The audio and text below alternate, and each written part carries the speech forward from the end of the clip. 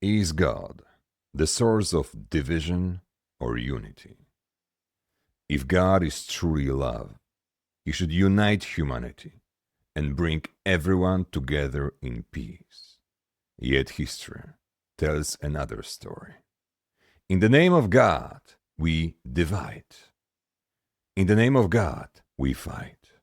And in the name of God, we sometimes even kill. Christians against Muslims, Catholics against Protestants, Sunnis against Shiites, religious against secular, even believers inside the same family divided. And every side says the same thing. We are defending truth, we are defending God, and we are defending righteousness. But if God is infinite, why does He seem so fragile in our hands? Why does He require protection? And why does He require aggression? Here is the uncomfortable possibility. We are not defending God. We are defending our interpretation of Him. We are blind. We are ignorant. And we are blindfolded by our egos without even realizing it. And ego does something subtle and dangerous. It confuses certainty with truth. It whispers inside us that we see clearly, that we understand, that the others are wrong. But what if we do not see clearly at all? And what if we are attempting to define something that exceeds our cognitive capacity? Imagine a world of two-dimensional beings who know only length and width, but have no concept of depth. And imagine showing them a cup. They would never see the cup. They would only see its shadow. From one angle, the shadow would look like a circle. From another angle, it would look like a rectangle. And they would argue over which one is correct. One group would insist the cup is a circle. Another would insist it's a rectangle. And both would build an entire system of thoughts around their limited perception. But none of them would perceive depth. Now take that metaphor further. Even we, as three-dimensional beings, cannot directly look at certain realities. Try staring at the sun, and you will quickly discover that you cannot, because it will blind you. The very source of light, the very thing that makes sight possible, is too intense for our eyes. You survive by seeing reflections, by receiving filtered light, by perceiving only what your biology can tolerate. Now consider that spiritually. In the Old Testament, when Moses encounters God, he is told that no one can see God directly and live. Not because God is cruel, but because the encounter would overwhelm the human frame. The finite cannot fully absorb the infinite. Even Greek mythology recognizes the same pattern. Semele asked Zeus to reveal himself in his full divine form. He warned her. She insisted, and because he had sworn to grant her wish, he revealed himself. Not as a disguised lover, but as a thunder, lightning, unfiltered divine force, and she died. Different cultures, different traditions, same insight. Direct encounter with unmediated divinity is too bright, too vast, and too real. So what do we receive instead? We receive symbols, stories, visions, and dreams. We receive shadows, not because God is hiding, but because we are limited. It is not that God is small, it is that we are. And once you understand that your perception is filtered, you stop mistaking the filter for the source. You stop worshipping the shadow as though it were the sun. And you stop attacking someone else for seeing the light from a different angle. More than 2,000 years ago, Plato described something remarkably similar in the Allegory of the cave.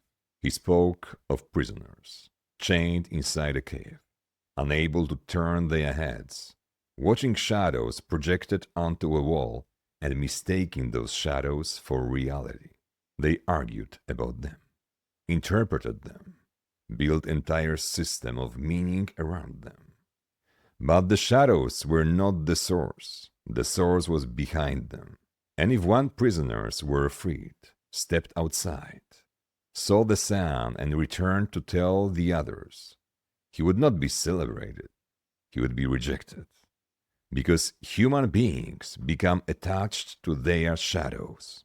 And this is not only philosophical, it is psychological. If this is true, then history begins to look different. There was a time when the sacred was symbolized by the bull. Strength, fertility, earth, stability. Ancient civilizations expressing divine power through that image. Then the ram emerged. Fire, will, sacrifice. The ram in the story of Abraham, the Passover lamb, blood as covenant. Then the fish, hidden, submerged. Early Christians marking themselves with the sign of the fish. Christ calling fishermen, feeding multitudes. Bull, ram, fish. Different symbols, different eras, different projections, but perhaps not different gods. Perhaps the infinite remained constant, and humanity simply rotated the cup. The shadow shifts, the source remains, and yet every era believed it had finally arrived. Every era believed it now so clearly, but every era was still looking at the projection. And here is where danger enters. When we mistake projections for totality, we became dangerous. Because once you believe you possess the whole, anyone who disagrees becomes a threat, and threat must be eliminated. This is how religion turns violent. Not because God is violent, but because ego is. When someone challenges your belief, observe what happens inside you.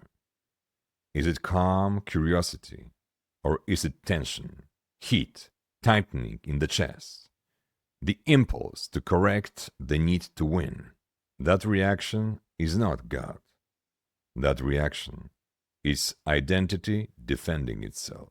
Belief often fuses with identity, and when belief is threatened, identity feels threatened, and when identity feels threatened, fear activates, and fear disguises itself as righteousness. We say we are defending truth, but often we are defending psychological security. True faith does not panic. True faith does not rage at disagreement. True faith is stable because it doesn't depend on domination. The infinite doesn't feel insecure. Only ego does. Carl Jung spoke about projection, the tendency to attribute to the outside world what originates inside us. We project our fears, our desires, our unresolved conflicts, and we project our image of God. He distinguished between the ego, the small center of consciousness that says I, and the self, the deeper totality of the psyche. And when ego confuses itself with the self, it becomes inflated. And inflation is dangerous because now a person doesn't simply believe something. He identifies with it. And once identity fuses with belief, disagreement feels like annihilation. This is when faith becomes aggression, not because of God, but because of ego. So the question becomes direct. Are you defending God or you are defending your projection? Are you serving the infinite or protecting your ego from dissolution? Real encounter with the infinite doesn't make you louder. It makes you quieter. It doesn't make you aggressive. It makes you humble. It doesn't shrink compassion. It expands it. Across traditions, mystics converge not in dogma, but in humility before mystery. Meister Eckhart once said, "I pray God to rid me of God," meaning, rid me of my concept, rid me of my limited image, rid me of the idol I have constructed in my mind, because any concept we hold is smaller than the infinite. The moment we equate our concept with God, we reduce the infinite to an object, and that is idolatry of the subtlest kind. Not worshipping a golden calf, but worshipping a mental image. And mental images are shadows. This doesn't mean truth doesn't exist. And it doesn't mean everything is equal. Truth exists, but our access to it is limited. So we hold convictions, but we hold them with humility. We defend values, but without hatred.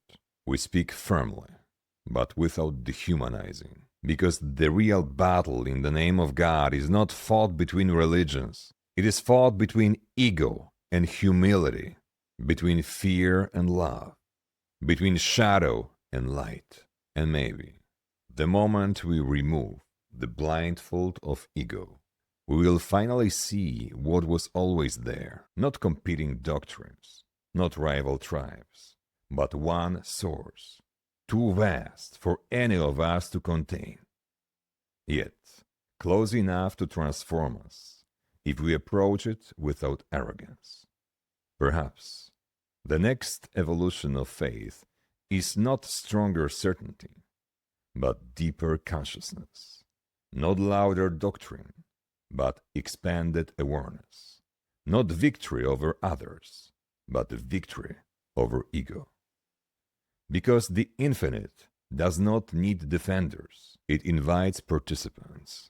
And maybe the true spiritual revolution begins when we realize we have been standing in the presence of light, too vast for any of us to claim as our own.